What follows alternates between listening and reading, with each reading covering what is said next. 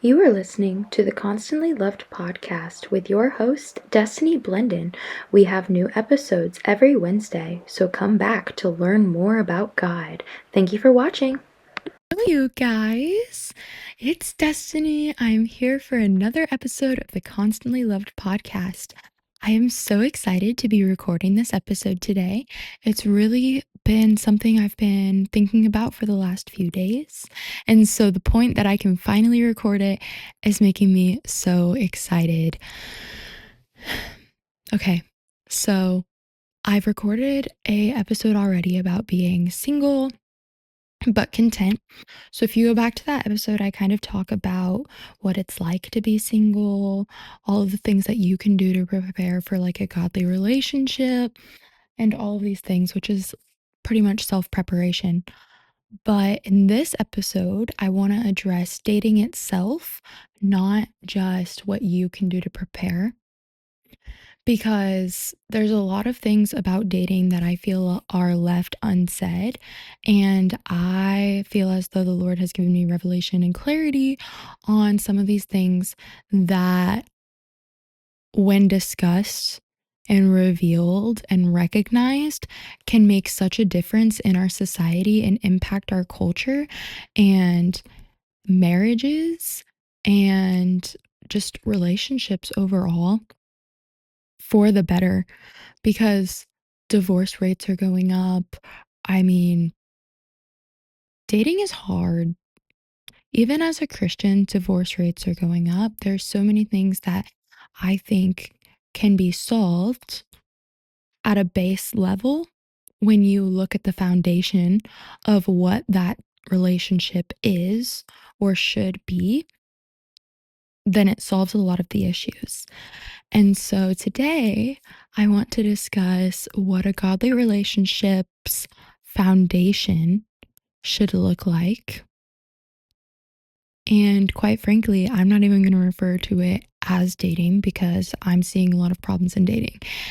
And so for some of you, you might automatically be like, well, that's crazy. That's insane. That's horrible. It's never going to work. If you're one of those people, I urge you to continue to listen, because I think by the end of this episode, you might have a change of mind. So, yeah, we're going to discuss 4 types of love, why dating isn't the right approach, and how to create the basis of a godly relationship. It's going to be so good, you guys. But before we get started, let's go ahead and pray. Thank you, Jesus, for this day and for this time that I have to record this episode, and for the time that the viewers have to watch this, Father. Thank you for revelations and understanding on both my end and my viewers, Father, so that we can see you working in our lives, even in aspects such as dating, Father, and relationships, because there's no reason for them to exist unless they glorify you, Father. And so I pray all of this in Jesus' name, amen. Okay. So honestly, I'm just going to dive right in because I think that I have quite a bit of content. So, in order to begin, we are going to discuss the 4 types of love. And if you haven't heard of these before, they are mentioned as biblical types of love, right? But C.S. Lewis wrote a book called The Four Loves about it.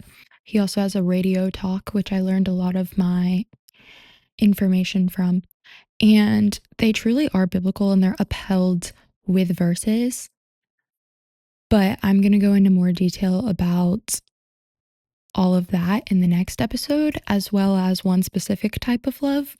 In this episode, I just want to generally cover it and then discuss 2 types of love, like what they are, and then connect them to dating. So that's what we're going to do. So the 4 types of love are storge, which is affection, philia, which is friendship, eros, which is romance or attraction, agape, which is God's love for man. So those are the 4 types of love. And first, I want to focus on storge. Storge is the foundation of the other loves that man can give. So, Philia and Eros, I don't believe can be anything without Storge first being the foundation.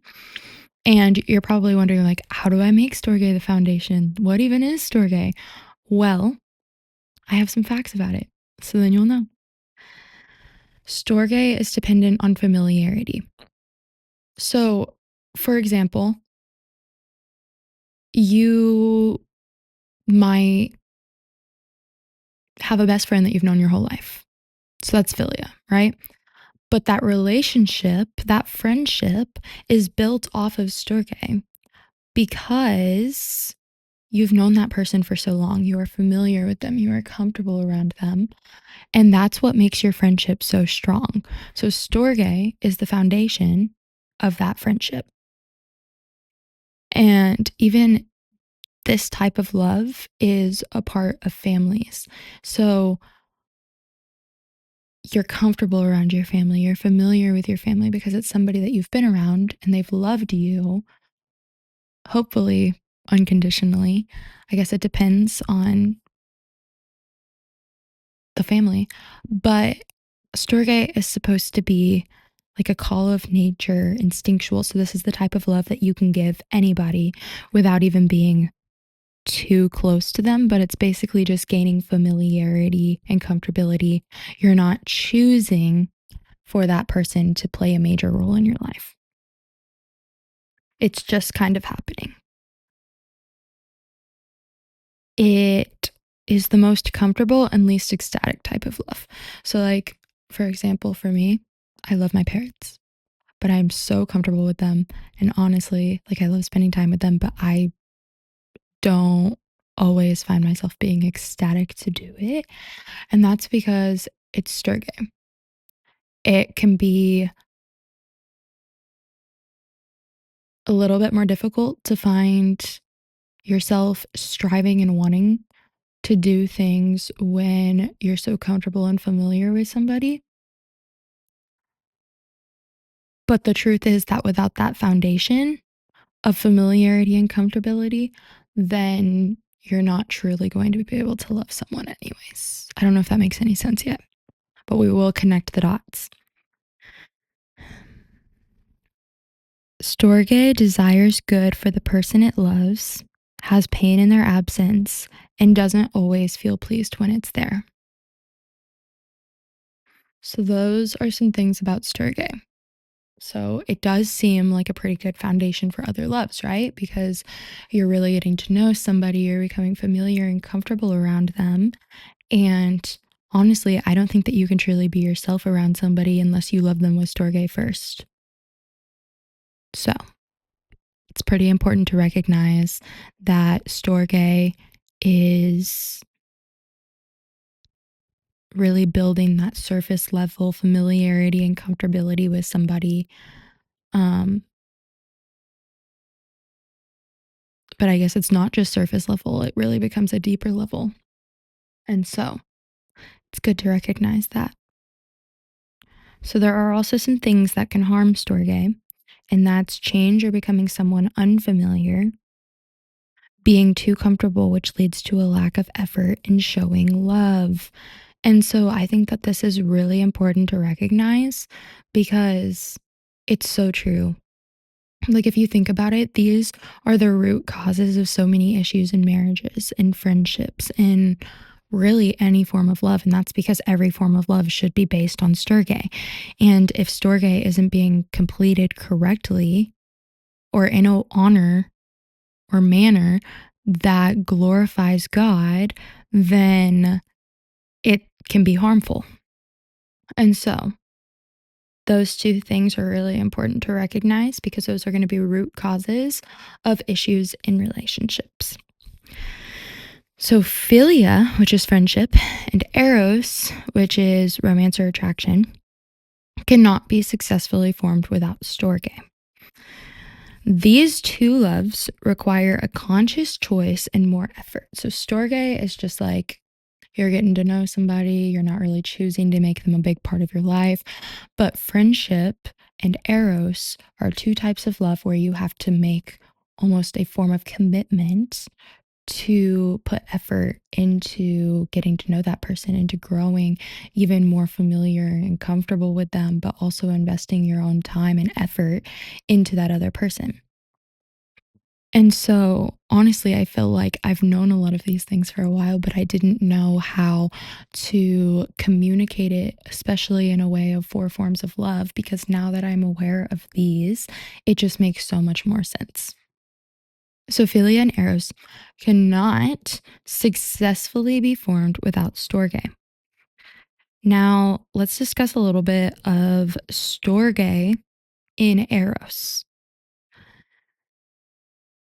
You should become familiar and comfortable with a person before you're stepping into philia, before you're stepping into eros.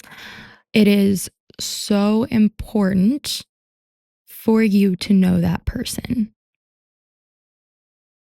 If you are familiar and comfortable with that person, then you are producing an actual love instead of a yearning for a feeling. If you step into eros without first having storge, then what you're really stepping into is a lust and a desire for a sensation or satisfaction that you can receive from another person. And I don't just mean that in like a physical aspect. I mean that in sometimes people just desire a relationship and they get a feeling from that. Sometimes people imagine who a person will be and they get a certain feeling from that. Like there are so many different feelings that you can be stepping into by moving into Eros without first having Storge. But another thing that I learned from C.S. Lewis was that both kissing and language originate from Storge. And so kissing can be a form of Storge, which just means that you are showing a form of appreciation, familiarity, and comfortability around somebody. But it can also be like this passionate thing that can be a form of eros and further than just a form of showing appreciation to somebody. And so I thought that that was really interesting because it's showing again that the foundation of something really is coming from something else. So the foundation of eros really is not just eros, it's storge. Because if it was just eros and you remove storge from that, then it actually just becomes lust. And what I meant by language was that oftentimes parents will mimic baby language when their kid is first born, and that's because they love their child and they care for them. And children also grow up to be very similar to their parents, and that's a form of storge. It's comfortability and familiarity of you being around them consistently, and that shows up in eros as well as philia because you tend to become more like the people that you are around, including the way that they speak. Because you care about them and you've become comfortable and familiar with them. Okay, so moving on from storge, we've discussed why it's important as a basis for other forms of love and like what it is. Moving on from that, let's talk a little bit about eros. So again, eros is romance or attraction. It is only reserved for marriage. And I'm not just saying again, like in a physical aspect, I am saying all of the things that come along with eros, such as a complete commitment, a promise that you're supposed to keep, which goes along with that commitment, which is essentially the covenant that we see in marriage. Yes, the physical aspect, but the time, the willingness to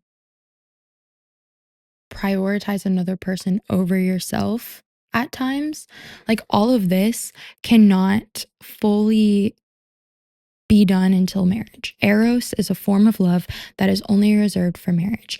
So before marriage, you can step into storge, you can step into philia, but we're not going to go into Eros until we get married, okay? And I'll explain a little bit more about that in a little bit. But it forms from attraction that can come from humor, goodness, intelligence, etc. So It's based off of these very base level expectations and attraction to somebody. It's not based off of familiarity, comfortability, or really even knowing that person. It is more or less just one thing that you find attractive, and it really just gets your attention and honestly creates a feeling. It's because Eros without Storge is nothing more than a feeling. And it easily begins by what you think of a person. So this isn't even based off of familiarity or comfortability unless you're basing it off of Storge. It is based off of your thoughts. So, for example, you might see potential with this person because you think that their humor will make you laugh for the rest of your life. You might think that you're headed in the same direction career wise, so it'll work out great. You might think all of these things, but it's not something that you know about a person.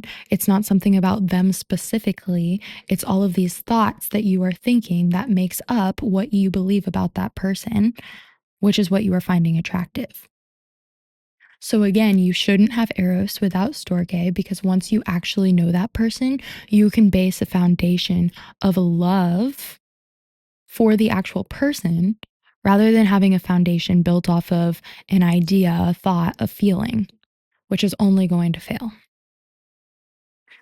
So that leads me to my next point, which is that true Eros is not based on a feeling.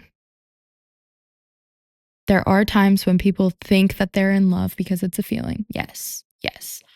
But true Eros is not just a feeling.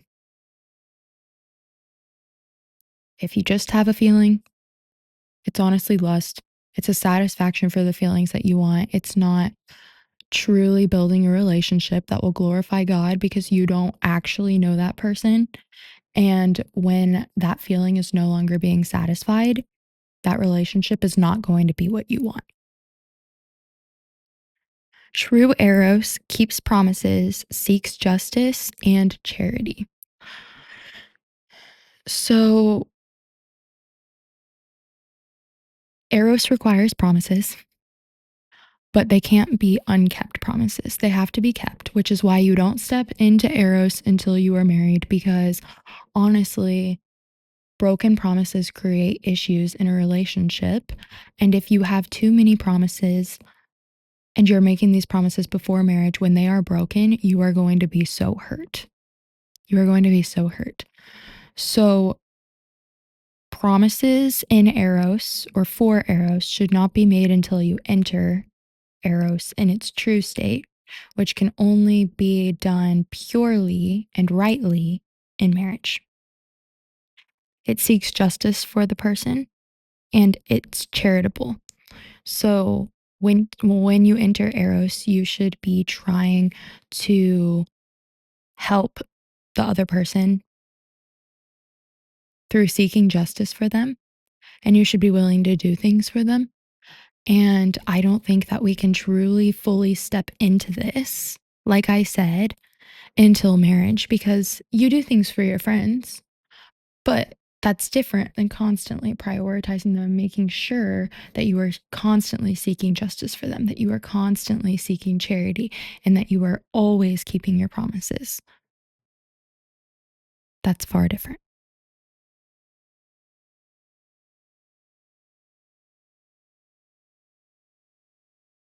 Okay. Eros can be a problem if it is based on a feeling or sensation rather than a familiarity and a choice, aka a lack of storge. It becomes a distraction from God, which can be easy as you become preoccupied with new commitments to a person and the things that come along with that. It is not pure. If you pursue Eros and all that it entails before marriage, it can be harmful as it is not based on a solid foundation. Solid foundation being God, but also Storge.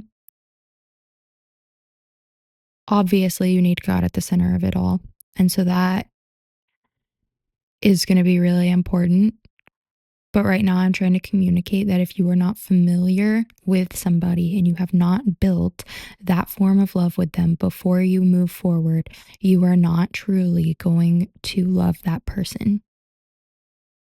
You are loving something else, and it will not be a successful relationship. If it is not pure, it could be a problem. So if you pursue Eros and all that it entails, I already said that. If someone doesn't keep their promise, and if Storge begins to be harmed. So even if you had built Eros on a foundation of Storge, but it is beginning to be harmed, that can be an issue in a relationship. So some examples of that being harmed is someone changing as a person, or they are no longer putting effort in because they are too comfortable. Both of these things harm the foundation of your relationship in Eros. So it's not just directly harming Eros, but it is also tearing down the foundation that you had already built. Because it is okay for people to consistently grow and better themselves. But the truth is, sometimes somebody else can't accept that somebody is changing.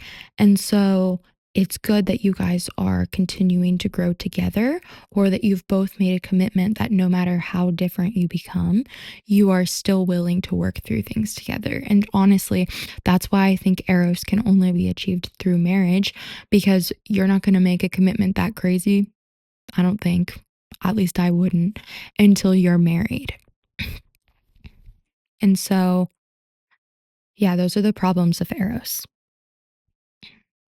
So now we've talked about Storge and Eros, and I've mentioned like overall the 4 types of love that there are.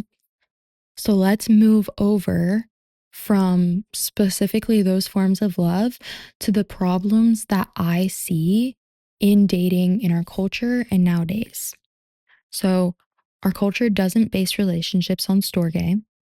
It seems that there is no real familiarity or comfortability established with a person before dating nowadays. So I've noticed a lot of people will get into relationships after a talking stage pretty quickly. For example, I got into a relationship that didn't last very long. But it was after being friends with somebody for about a month or so. And quite frankly, I don't think that you know somebody well enough in that period of time. And I know that in our culture, we associate dating with a period of time that you get to know somebody, but there's also so much added onto that already that you are not just trying to get to know that person. Like, you've essentially already entered Eros. You're like, okay, I am with this person because I want to invest time in them. I want to probably get married to them. Like, I can see a future with them. I enjoy spending time with them, like all of these things. But the truth is, if it's not built off of a familiarity and comfortability, then it's really just a feeling and what you think and what you're wanting. It's not actually through knowing that person. And so in dating nowadays, I think that we are quick to jump into dating without knowing a person for a prolonged period of time. And quite frankly, it almost seems like we go from Storge to Eros and we skip Philia. But I think that it really needs to be like Storge, Philia, pause. Let's discuss a possibility of Eros, but let's continue to live in Storge and Philia until further notice. And then when we get married, we'll enter Eros. If that makes any sense. I'll talk about that a little bit more in a minute. But yeah, people don't know each other well enough, so they have a lack of Storge. Another problem is being enthralled by the idea of a relationship, who a person could be, or where it could go, because we haven't created a real connection, and that bases the relationship on desires and satisfaction to a sensation, which leads to failure when that need for a sensation, or whatever it may be, is no longer met, or the person isn't who you thought they were. So again, this is from a lack of Storge, but I've seen this a lot in society where people are really happy with who they think a person is or where they could see the relationship going and all of these things. But in the end, it's not successful because that person isn't who they thought they were because they didn't first go through storge. And I don't really think they went through philia either. So again, this is a lack of storge. Another problem with dating is a disconnect between people or not truly feeling seen because they weren't known prior to showing Eros love. Again, a lack of storge. But there can be a disconnect. People don't truly understand each other because they didn't get to know each other in advance. Another problem that I see specifically in Christian dating is trying to show Eros before marriage. This is not necessary and it only creates more issues. Doing this not only disvalues something that should be saved for a special time, but also creates a sense of fear and even resentment or bitterness. Now, let me expand on this idea a little bit more. So, if you wait until you are married to commit more of your time in other things, then it'll be far more special than doing that before marriage and potentially with multiple people because breakups do exist. They are real. Furthermore, dating in our culture as a Christian is based on the idea of dating to marry, right? So we all assume that you don't want to date anybody unless you're probably going to end up marrying them or you could see yourself marrying them. But this actually creates a lot of issues in the way that we think. And I've seen this and I've also experienced it myself. So when you go based on the idea of dating to marry, this concept pushes people to avoid breakups at all costs and constantly picture themselves in a married life with the other person. Like essentially you dating is almost the same commitment that you are going to have when you are married. So because of them picturing themselves in a married life with this other person, they are sometimes already acting like they are married. I feel like we can all see how that would cause issues because, again, breakups are a thing. And you're also already committing a part of yourself that you don't have to give until you enter the covenant of marriage. This leads to the idea that you might choose the wrong person, which could keep you from dating anyone, which I've seen. And ultimately, it hinders you from ever finding someone to build a foundation with. So, the idea of dating that we have in our current culture with dating to marry obviously has issues, as I've already mentioned.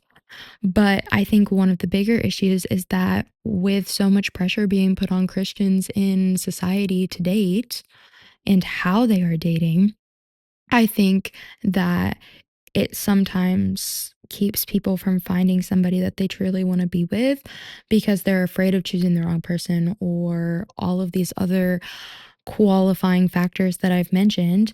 But what they really need to be doing is trying to build a foundation with somebody on storge or philia. But even that can be hard when you are so worried about choosing the wrong person or all of these other things. So, furthermore, breakups in relationships that were built on the idea of dating to marry are almost as bad as divorces because people have already made a large commitment to someone. This typically ends in destroying any love that you had built with that person, which could ultimately be prevented. So, I think what's happening a lot in Christian dating is that people are already entering Eros before marriage. And so I've already established how this can be a problem in a lot of different aspects, but I think that it becomes an even bigger problem when they do decide to break up. Like, you decide that that's not the person that you want to enter a covenant with, and you know that it's just not going to work. And so when you break up, you had already entered into Eros and you had this expectation of staying together, and it felt like a commitment, and it was almost like a broken promise. And when that happens, you feel like you're also not comfortable with that person and you've become less familiar with them. And there's all of these other additional factors that add on to that, which ultimately leads to storge falling apart as well. And that's because Eros is built off of storge. And whenever your foundation of that is crumbling and you've already entered into eros when you shouldn't have, then we see a problem with all forms of love that you had given to that person. And you're taking so much more offense, resentment, and bitterness from that breakup than you would have had you stuck to storge and philia. Because when you enter eros, your expectations change completely. You expect to have kept promises and all of these things.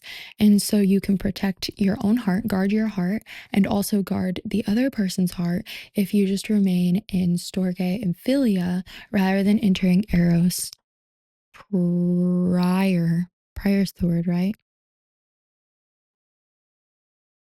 Yeah, prior to marriage. So, yeah, these are the problems that I see with dating. And it's honestly because I don't think that our culture or our community knows the four types of love and how to distinctly place them and how important they are. Because as Christians in dating, you should not be in eros.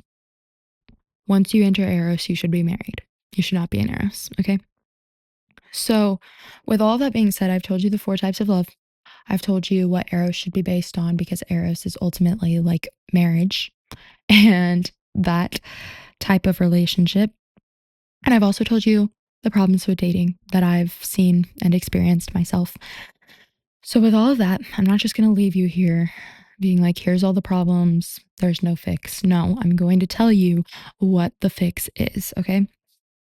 So, in order to form the basis of a godly relationship, you need to communicate in all of the stages. So, example, for storge, you might say, I really want to become familiar with who you are and how you respond to situations. You're just building a foundation, getting to know somebody, right? For philia, you might say, I am familiar with who you are and I want to commit to spending more time with you and showing you that I care. So you're trying to take a step up from storge, like just being familiar with each other, and you actually want to invest time and energy into that person. And so that would be philia. Now, for eros, you could say something like, I feel like we've built a great foundation through becoming familiar with each other. I've appreciated how you make time for me and show me you care. Now I find XYZ attractive about you, and I could see our relationship advancing at some point. So, the difference about eros here is that it might not be that when you have this conversation, you are entering eros in the time being or that moment, but you are both preparing to enter that stage at some point while continuing in storge and philia. So essentially, you're both acknowledging that that might be a possibility, but you are continuing to love somebody through storge and through philia. Nothing is changing other than an acknowledgement, some communication. All right. All right. And so obviously communication is vital, but the first step, aside from communication throughout all of these, is discovering storge and focusing on building that first. So when I meet somebody, I don't want to be like, oh, okay, I find them attractive. I want to be in a relationship with them. Like I could see myself marrying them. No, honey, that would be built on the idea of thoughts and feelings. And that is not going to be a solid foundation for any relationship. No, when I meet somebody, I want to say, okay, I'm going to continue to get to know them. I'm going to be comfortable around them. Can I be myself around them? Like, honestly, that is a question. Can I be myself around them? Do I especially have to hide my relationship with God around them? Like, that's one of the main questions. I feel like it is so important that you can not only be yourself around that person, be comfortable around them and familiar with them, but also be comfortable with your faith around them. Like your relationship with God should not scare them off. If your relationship with God is too much for them, if they don't think your relationship with God is enough for them, it's not going to work, hun. It's just not going to work. So, the point being there, you need to focus on building storge first. Meet somebody, focus on becoming familiar with them, and comfortable with them. Okay, moving on. Then you can move to philia, which I'm going to discuss more about in the next episode because it's super important. Philia is friendship. So you can move into that phase of you feel like you've become familiar and comfortable with that person, but you truly just want to spend more time with them, continue to get to know them. Like, this is not a talking phase. It's not dating. Honestly, it is friendship. And I think that the problem with dating nowadays, too, another one of them, is that we assume that it's still a phase of getting to know each other, but like you can be infatuated, you can enter all these phases of eros while you're getting to know them. And that is so not true. You need to know the person before you ever enter eros. Okay. Okay. So you can move into philia, become good friends with the person, hang out with them more, whatever. From there, you can see if there is potential to eventually move into eros. If not, then you can remain in the first two loves. So this would be the communication point, of which you say, like, I would be interested in potentially, like, right? So this is when you let them know that you'd be interested in being more than philia, but not in that phase. Like, you're not going to say that and then immediately enter eros. No, you're going to say that and you're going to continue in storge and philia until you get married, and then you can enter into eros. So this is just discussing a potential of entering eros. And then from there,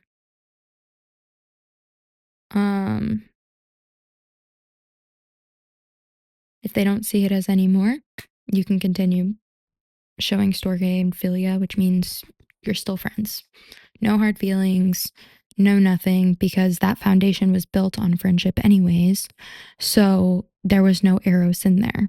Like, you did not build that foundation on the idea that it was going to go somewhere. You built that foundation on the idea that you could love them as a friend. And I won't and cannot stress this enough.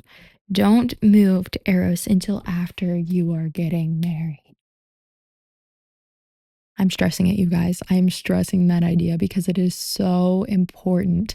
I am telling you, the problems that people are experiencing in relationships are because they are moving into eros too soon.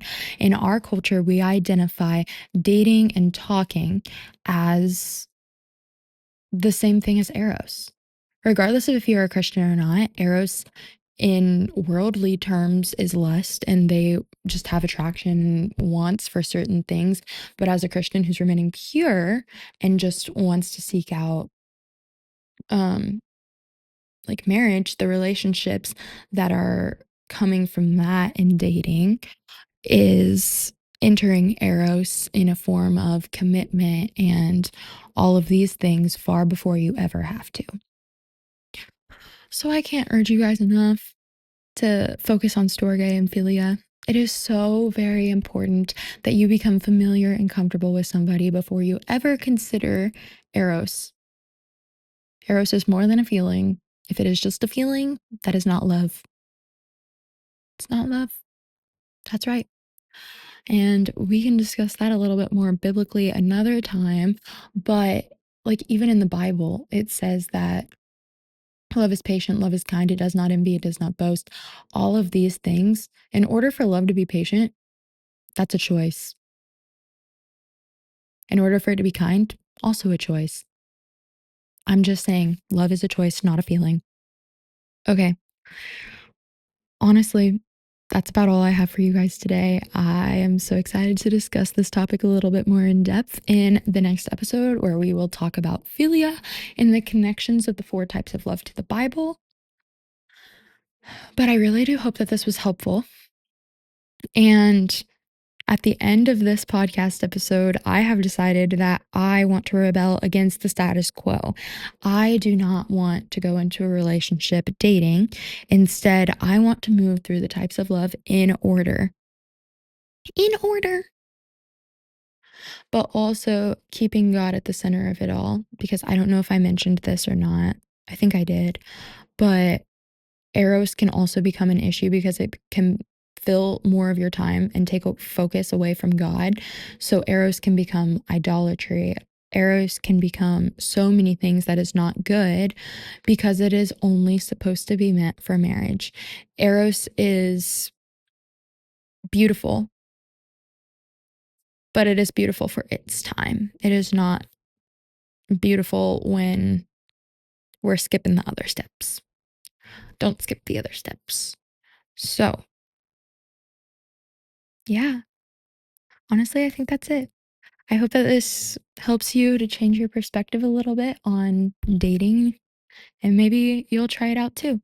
So, all right, you guys, I love you. Bye.